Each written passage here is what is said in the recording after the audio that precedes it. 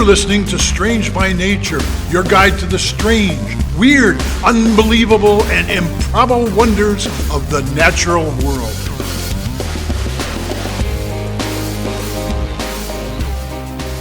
Hello, everyone, and thanks for being here today. I'm Kirk Mona, and joining me are Rachel Gimza and Victoria Thompson. We're all naturalists who together have scoured the world for weird and wonderful wonders, just to please your mammalian brain's desire for novelty. Isn't that nice? Let's do this. Well, hello, everybody. Welcome to the show. Hi. Hey, how's it going? Good to see you. It's going well. How are you guys doing? Oh, doing great. Kind of like last week, allergies are kind of kicking my butt, making my voice a little funky, but otherwise, I'm doing good. It's a rough time of year for that. Temperature change, man. Only getting worse. It's only going to get worse. Yeah. Well, I have something, hopefully that'll cheer you up, because it's kind of a cute and interesting story. Good. I love stories from nature of mutualistic relationships, especially if it's like fun. One that's more unusual. I haven't heard of it before. Sure. Today's topic is a fun one that I found out about recently. So first, I would like to introduce you to one half of today's dynamic duo. It's a shrimp from the family Alphidae. Alphidae. Okay. Alphidae. We're going to go with that. All right. It's also known as the pistol shrimp, the snapping shrimp, or the cracker shrimp, which is different than a shrimp cracker, which are delicious. But you can probably guess maybe something about them. We'll get to that. I feel like they might crack things. Well, something like that. They are found around the world. There's different species, usually in relatively shallow water. They look like a pretty typical shrimp, except that they have one giant claw in front and one little tiny one. So they are very asymmetrical. Adorable. Okay. Fair. Sort of like a fiddler crab, but even more so. Gotcha. Okay. Yeah, and these shrimp are not actually very big. They're usually around 2 to 7 centimeters long, depending on the species. And the giant claw is larger than half of the rest of the shrimp's body. Oh, okay. Yeah. So it's like very large relative to the shrimp. They use this giant claw for a lot of things, including digging a burrow, but mainly they use it to snap. Although I will say about half the species in this family are just regular shrimp that don't have a giant front claw, and they're called non-snapping shrimp. Okay. Creative. Yes. Great. Love it. So when I say snapping, there's a reason that this animal is called the pistol shrimp. It is so loud. It is. This thing is extreme. So the noise from colonies of pistol shrimp can interfere with sonar and other underwater communications. Wild. And is like a major source of sound in the ocean. Oh, wow. Yeah, and they're all just like snapping away with their little claws. And the way it works is this. So there's sort of, when they open up their claw, there's a plunger on one side of the inner surface, like a little piece that sticks out that fits into a cavity on the opposite side. And the shrimp can cock open its claw, I was sort of thinking of it sort of like a crossbow, you know, how you kind of ratchet it and then release it. Yeah. So when it triggers the release, the two halves of the claw snap together very, very, very fast. Gotcha. And the plunger forces out the water that's collected in the cavity. And it shoots out so fast that it creates what's called a cavitation bubble. Mm-hmm. There you go. Yeah. So we did talk about this. We talked about the peacock mantis shrimp, which has a somewhat similar thing going on. Not exactly the same. Yeah. So a cavitation bubble, for those of you who haven't heard that show or need a refresher, it's formed when something moves at high velocity through water, and because of the fast movement, it creates a pressure drop, like in a very small area, and the pressure drops below the water's vapor pressure. So it creates a bubble of water vapor gas within the liquid water. Right. This happens at a very high speed, 90 kilometers an hour or 56 miles per hour. Oh my goodness. Yeah. Pretty fast. It can create a force of 12 pounds per square inch, like at 44 centimeters from the shrimp. Like, considering the size of the shrimp, that's a lot. That's a lot for a shrimp, yeah. Yeah.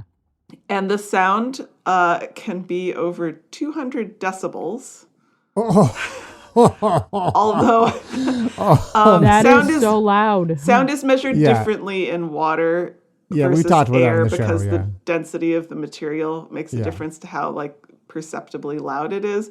So the equivalent in air is maybe 120 to 130 decibels, which is still really so freaking loud. That's about the same as a jackhammer at close range. Oh, my ears hurt just even now thinking about it. Imagine like a whole group of them all at once. Yeah, that's right. Oh. A herd of jackhammers. And And there is the show title right there. I think that not just, well, I suppose if you shouldn't have more than one jackhammer going at a time, I suppose. I mean, it happens. Have you ever lived next to a construction site? It happens. Yeah, I have actually, yeah. Yeah. So there's a lot of energy going on in a very small space here, and maybe it would surprise you, or maybe it would not, to learn that the temperature inside the bubble also gets extremely hot, close to the surface temperature of the sun, in fact, very briefly and in a very small space.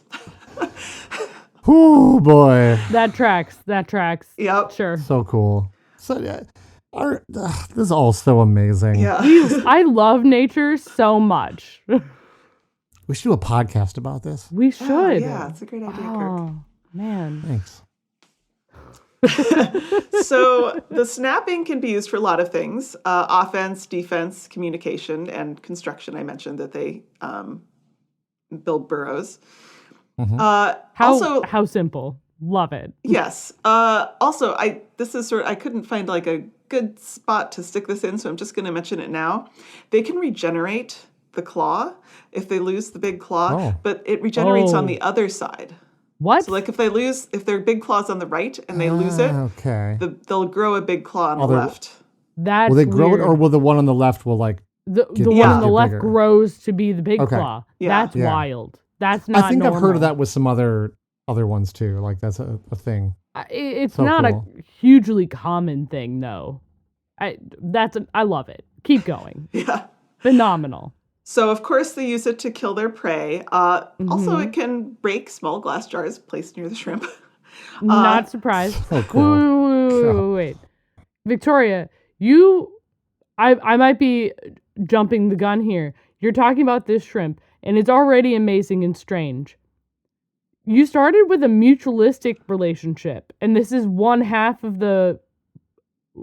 Yeah. Who is it working with? Good segue. Well Good segue. I was about to start to talk finally about the mutualistic relationship.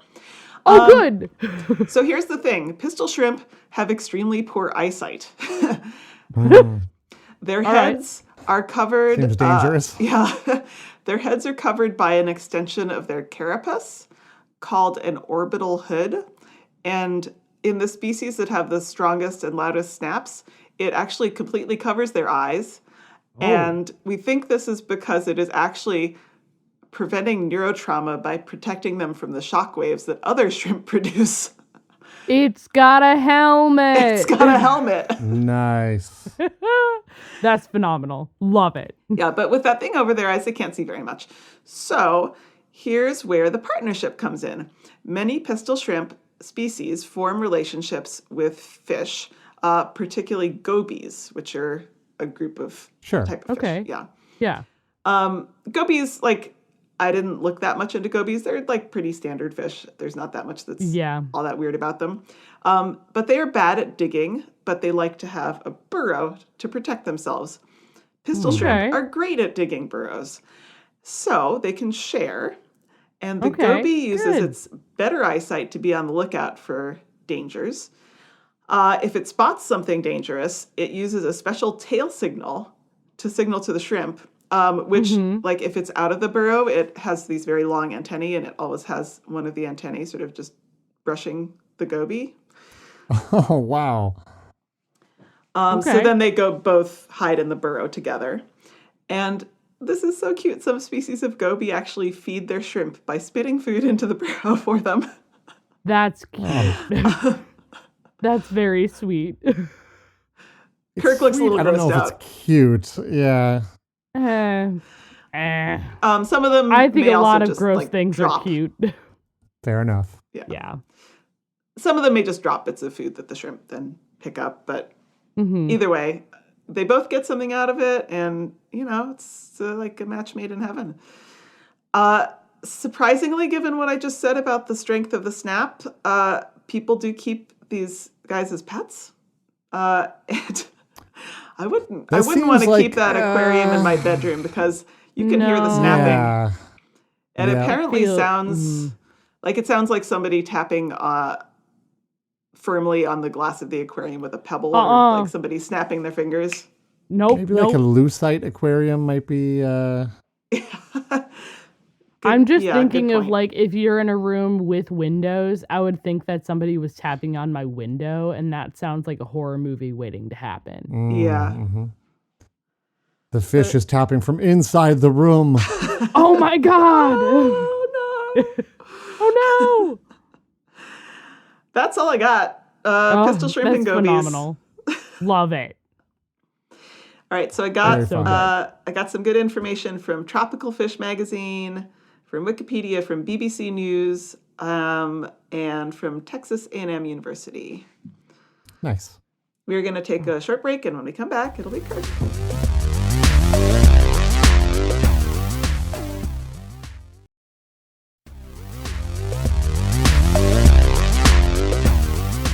Hey everybody, welcome back. Tonight, I want to tell you a little bit about an extraordinary creature that lives in the ocean. Oh my goodness. 2 for 2. I love the ocean.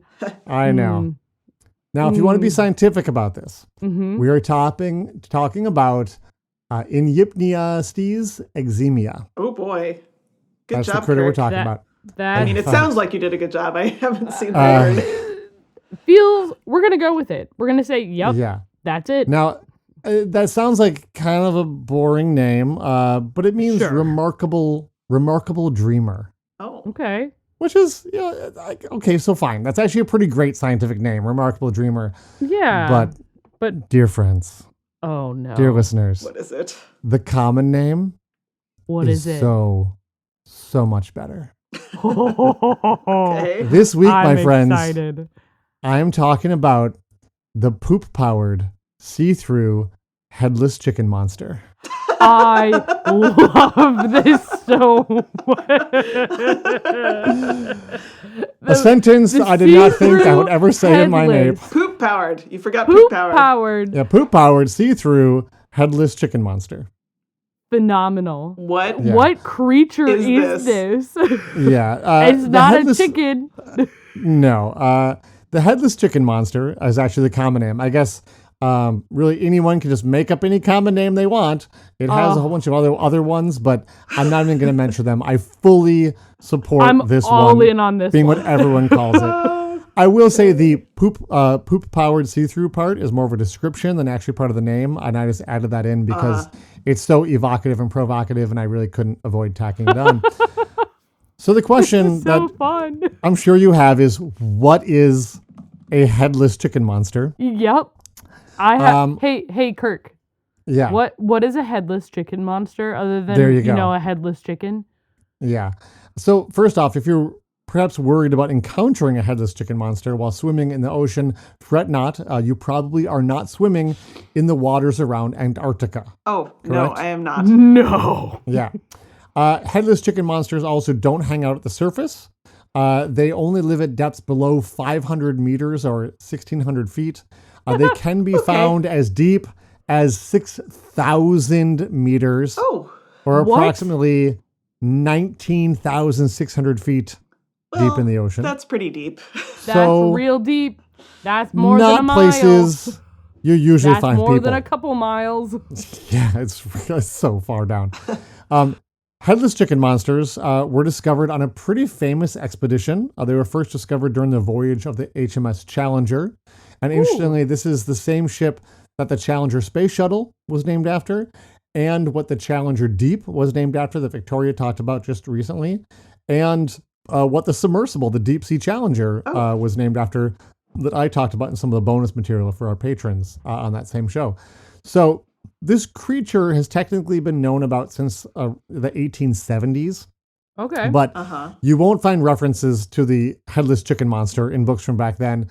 You might find reference to the much lovelier common name. I guess I will mention it. It's called the Spanish Dancer. Oh, but well, I mean, nice. that's nice. But I like Headless Chicken fun. Monster Yeah, way exactly. more. So much more fun. So let's talk about the Headless Chicken Monster. What is it? What is it? I'm kind of dancing around it. I'm saying where it's found and when it was found. But the Headless Chicken Monster is a type of sea cucumber. Oh, phenomenal. Okay. Sea cucumbers have some of the best common names, and I love it. This one's about 9 inches or 25 centimeters long. They are, well, they don't look like a chicken. They actually look a bit more like, they look maybe I think like the neck of a plucked, decapitated chicken. Like if you threw a chicken neck in the water. Yeah. Okay. Also, I will point out bodiless chicken. Oh, it's just the neck So it's of just the the chicken. neck. Just the neck. Yeah. I don't like that. Headless chicken neck monster might be a better name, but it is what it is. They are, I will say, extremely delicate.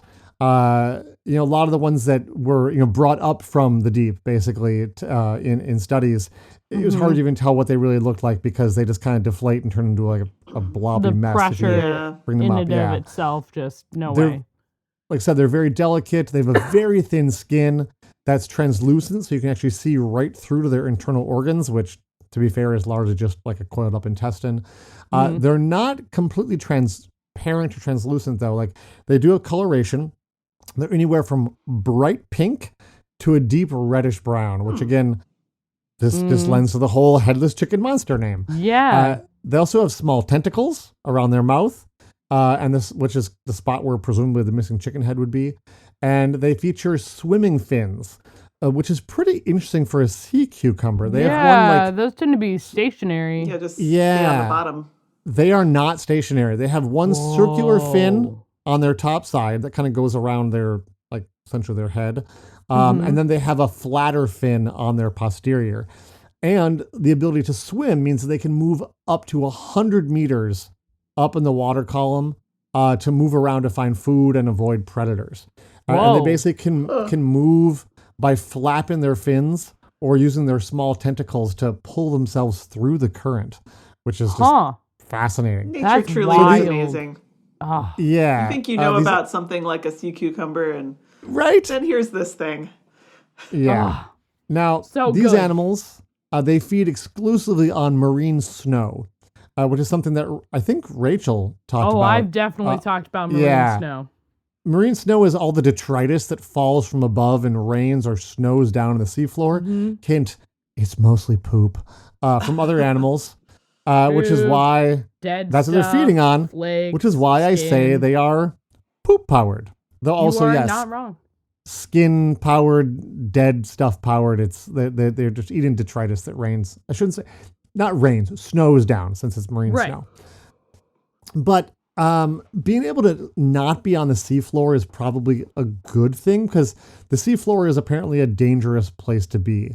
They do need to go down to the actual, seafloor in order to feed. They can't on just that, catch it out of the water column. Yeah, they can't. They really go down to kind of ingest it off the seafloor, but they don't stay there long. What the little information we have about these guys, the longest they've ever been seen feeding and staying on the seafloor is 64 seconds.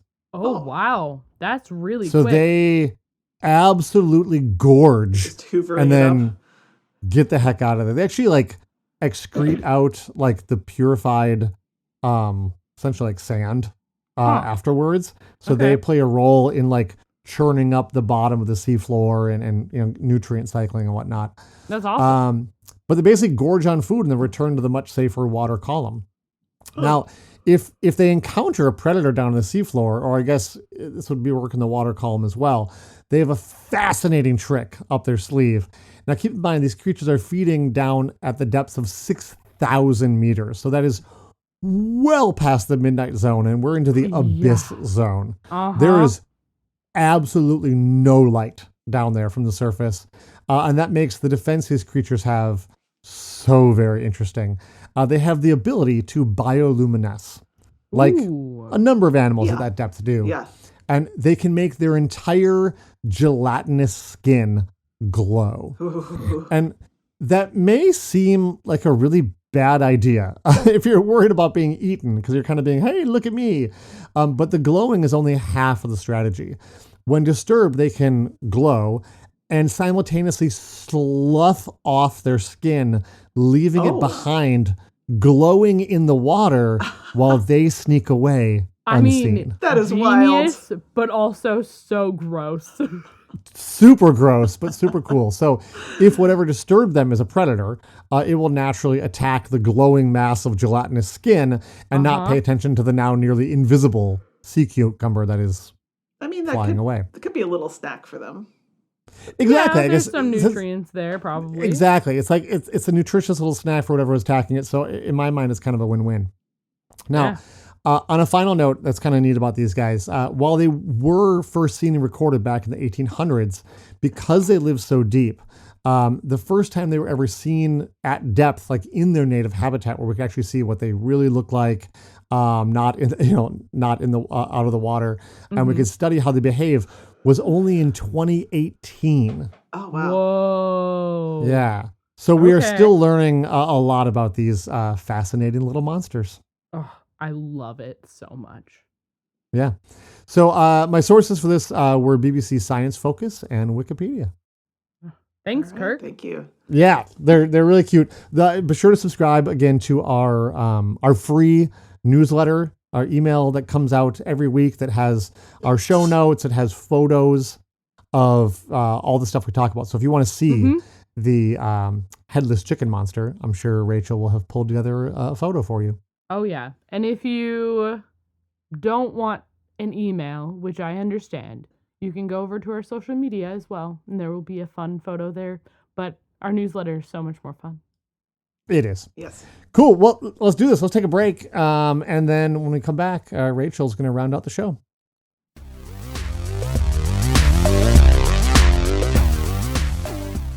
This week's episode is brought to you by the Society of Strange. That's what we call our patrons over at patreon.com/strangebynature. Society members directly support the show they love, and depending on their level of support, get fun perks such as bonus content on select shows, insider photos, water bottle stickers, and here's a big one, every level of support gets every episode 100% ad-free. Come join the other lovers of the show, help keep this strange show going, and get those ad-free episodes. We'll see you all over at patreon.com/strangebynature.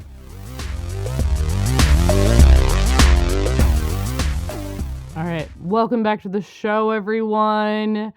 So we didn't plan this, but I'm also sort of in the ocean. Okay, well, that's not a big surprise, Rachel. Yeah, there's a lot of the ocean. But before we go to the ocean, put that out of your mind for a second. And I'm going to give you a list of... I'm going to give you a list of symptoms, okay? Okay. And I want you... Don't like that segue. And I want you to... What does this sound like, okay? Take your mind out of the ocean. We'll get there eventually. This is all related at some point. But these are the symptoms. And Kirk, I think you can play along for this.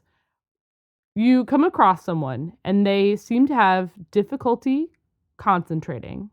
They're kind of drowsy. Okay. But they also are the most overconfident person you've ever seen. And they're just super duper happy. Even though they still have moments of like feeling where they like get super scared about the most random things. Okay. Okay. They don't seem to have the best judgment either. But it's fine. If you were to come across someone with that list of symptoms, what would you expect from that person? Like, what do you think is wrong? What's going on? They're high. They're a man. Okay. Okay. I thought that was pretty good. Yeah. Well, you mentioned the ocean, so Ignore the ocean for right now. Sounds like How they're can on I some ignore kind of the drugs. ocean? Yeah, it sounds like drugs would be a strong contender there. Sounds like they're. Keep going. Well, and if that, like, maybe they ate, then how did they eat something? Did they get stung by something? If it's not something they purposely did, something is in their system that maybe should not be there. Yeah. It sounds like someone is like impaired in some way. They seem to be either high or drunk, right? Yeah. And they don't seem to. They seem very confused and disoriented. They don't quite seem to know. When it gets a little bit further and it's been happening for a longer period, you can even people even have experienced hallucinations, which isn't great. Okay. Yep, you'd probably still be thinking this person took some drugs. Yes. Yep. All right. So, with all of that being said, we are going to go back in time to World War II. All right. There's a number of transitions for this, y'all. This is going all right. all over the place. It's going all over the place, but it all is tied together. So we're going back to World War II, where there are two scientists. It's a small group of scientists, but they have been doing a ton of math, is what they've been up to. Okay. These are folks over in World War II over in London. Okay. So they are being bombed. They're working out of a lab in University College of London. Okay. The researchers that we are talking about today are John Burden Sanderson Heldon, who went by JBS, which is very thoughtful of them. Yes. And his partner in life, Helen Spurway. All right. Okay. Now these two were using mathematics to learn about salamanders. All right. They were just trying to figure that out. And they also happened to really love the bar that was across the street from their lab. Fair enough. I think they call it a pub in London. Yeah. So they really loved that pub. So these two, Heldon and Spurway, they recruited a bunch of other folks to the university and to the college to stay and continue doing research, even though the university closed their doors. They kept sneaking in. So pretty much they started their own rebellion to keep going on the science. All right, which very valid, very, very valid. But they realized they were keeping up with what was going on in the news and everything, and they noticed that the Allies were having a lot more issues with their submarines. Okay, and they realized that this wasn't just getting put down by the Germans or the Axis powers. They were also having issues in training accidents, okay? And they didn't understand really why, okay? I'm so curious where this story is going, because you are all over the place here. Right. So what they decided to do, these two scientists, they decided to figure out at pressure underneath that water what happens to the human body. All right. What are some things that we can do to help mitigate what is happening what is the reason why they are struggling so hard for various tasks that are happening way down deep in the submarines, okay? Yeah. So they started doing some really fiddly type studies and tasks, okay? So they ended up creating or having a pressure sphere, okay? So that way they could go in and have that be at pressure and see if they can be able to pick up things like ball bearings with being able to transfer ball bearings from one hole to another and balancing things like that, okay? Okay, sure. It was a very small hyperbaric chamber that they were using. When they were in the hyperbaric chamber, they noticed that the oxygenated air seemed to, like, there was some sort of difference between the oxygenated air as well as and the level of ability for their different tasks. Now, the thing is most submarines weren't using oxygenated air. When you are scuba diving and when you are in a submarine and such, oftentimes they use a mixture of nitrogen. So when you are scuba diving, you are going to be using nitrogen more than anything else, as well as a little mixture of oxygen. And they noticed for a little while that they seem to have issues that they equated to feeling like they were drunk. And this is in an environment with more oxygen than normal? This is the hyperbaric chamber, right? This is a hyperbaric chamber. Okay. Yes. Gotcha. So they would breathe a small tube of 78% oxygen to see if it interfered. That's a lot of oxygen. Or I'm sorry. They would have a tube that was 78% nitrogen. Sorry. Okay.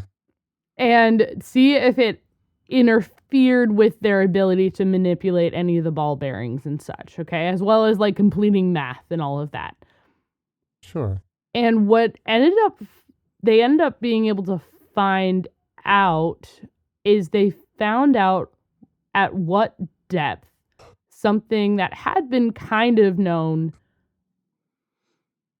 really started to take hold of not only the sailors that were in the submarines, but is something that divers today, as well as sailors and such, have known about for a long time. But what's happening is something that's known as Martini's Law. Okay. Also known as nitrogen narcosis. So it doesn't have to do with gin. It does not, unfortunately. So pretty much once you reach about 100 feet underneath water, the body, and we still don't really quite know why this is happening. Okay. In some people, it causes narcosis. So it pretty much, you just are drunk. Yeah. Underneath the water, and you can make pretty big mistakes, but you can, I've read some different stories. There was a diver who after 100 feet, she was convinced she was a mermaid and was following fish. Oh. Okay. So, and the nice thing is as soon as you get up to level and stop breathing in the nitrogen mixture, you're fine. So is it that you're getting too much nitrogen? We don't know. That's the other thing about this. Oh. So this is nitrogen narcosis, and we know it happens, and we understand when it happens in depth, as well as some of the ways that we can maybe mitigate that. Okay. But we don't know confusing. the mechanism of why. Haldane and Case, when they were testing all of this, they equated it of having the same impact of drinking 9 glasses of straight booze. Oh, wow. Oh. So I suppose it depends on the person. I would be yeah. out, completely out. Yeah. Yeah. So this was like 300 feet of seawater that they like were simulating. And yeah, so it's a doozy of an issue that can happen. But there's a lot of training that goes into figuring that out, as well as responding to narcosis when it happens and mitigation. But it's just a weird thing that happens sometimes. And I learned about this and I was like, I need to tell you all about it, because it most often happens in the ocean when people are exploring, especially if they go below that 100-foot depth. So I just wanted to share that with y'all. Because it's a weird phenomenon that we have no idea why it really happens. I was so confused. You mentioned that much. You mentioned that they were studying salamanders at the beginning, and I'm like, where do the salamanders come in? That's just what they were doing, and then the war happened. Gotcha. Yeah, I figured that out. I was like, you had me going there. Yeah, and like there are some like thoughts. There are some like initial hypotheses of why this potentially is happening, partially due to how like nitrogen gets to be a little bit more soluble in the body, especially as you descend. It might interfere with your brain a little bit more. Wow. But we don't know, because oxygen has a similar thing. Because if you think about it too, like laughing gas at the dentist office, that's nitrogen gas. So there's some weird things that just happen sometimes in the ocean, and it's amazing. And I wanted to share one of the things that happens to people in the ocean. So that's what I have for you all. If you start hallucinating and think you see a headless chicken monster, you are too deep in the ocean. Yeah. So my sources this week, the dive otter had a really good one. There was a medical dictionary that gave some good description of symptoms and such. Smithsonian Magazine had a great article about the two scientists that I talked a little bit about, Haldane and Case, and that was done in April 16th, 2024 by Rachel Lance, and she spells it correctly, so it's amazing. Love it. She spells Lance correctly? She spells Rachel correctly. The Dive magazine, as well as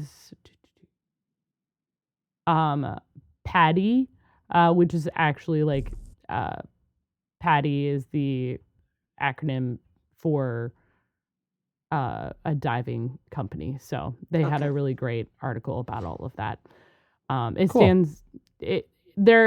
They're a whole thing. Anyway, so thank you so much. I think that's it for this week's episode. That's it. Yeah. We did it. That's all of us. A very watery episode. It is so watery. All right. So thanks everyone for listening. We'll see y'all next week.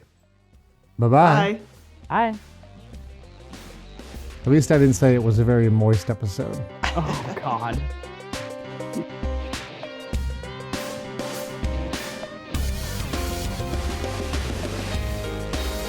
Thanks everyone for listening to today's show. Be sure to subscribe. New episodes drop every Wednesday, and we love sharing this strange world with all our listeners. If you would be so kind as to leave us a 5-star rating and review wherever you get your podcasts, that would be great. It lets other lovers of the strange discover the show. You can reach us by searching for Strange by Nature Podcast on Instagram, Facebook, and Blue Sky. You can send us an email as well. Our address is contact@strangebynaturepodcast.com. If you want more information about the show, you can check out our website, strangebynaturepodcast.com, and you can support the show and get ad-free episodes at patreon.com/strangebynature. Until next week, get outside, stay curious, and embrace the strange.